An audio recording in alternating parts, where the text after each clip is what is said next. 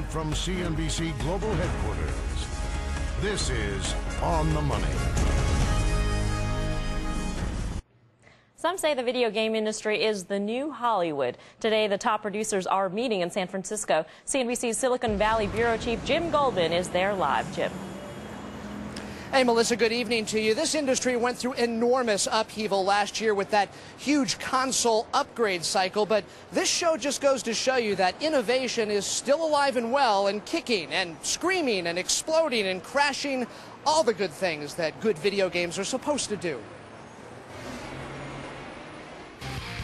Sony, Microsoft, Nintendo forcing the $28 billion electronic gaming business into its most wrenching upgrade cycle ever. But make no mistake, it's still very much game on for the $30 billion industry.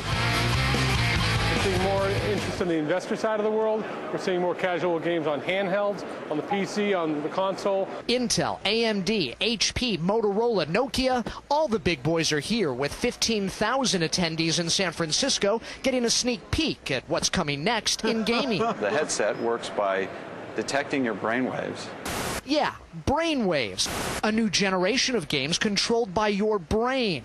Emotiv systems using electroencephalography to turn brainwaves into commands that control the action on the screen. 3 years in development. I think, therefore, I game? Being able to interact with a game by using your thoughts or the game understanding how you feel is a way for those experiences to be more personal and more enjoyable as a result. A fast-growing trend this year, consumer-created online video games, then loading them onto new websites using new software from Microsoft, building on Xbox Live, and Sony and its new Little Big Planet online game service. YouTube and MySpace meets gamers. We saw it with music, we saw it in movies, but the key is you have to enable people with easy-to-use tools, and we provide the very best tools for people to use. Well, it's no longer just about playing the game, it's about being in the game. This is new technology from Mova, high-resolution cameras, a texturized makeup, and special new software that lets me or anyone else become a character inside the game we're playing. The mobile gaming is a rapidly growing part of the market.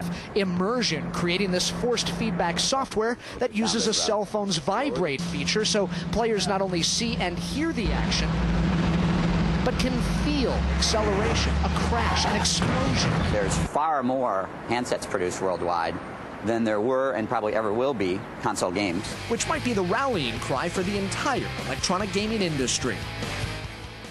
And we're really seeing a dramatic shift in the whole way this industry goes about doing its business. In the past, critics would say that really game creators would isolate the consumers, but there's a big shift now to what's being called social gaming, now that all these games are being connected to the internet and also to cell phones. Melissa, back to you. And Jim, I got to ask you, because making yourself a character in a video game that looked pretty cool, were you a force of good or evil?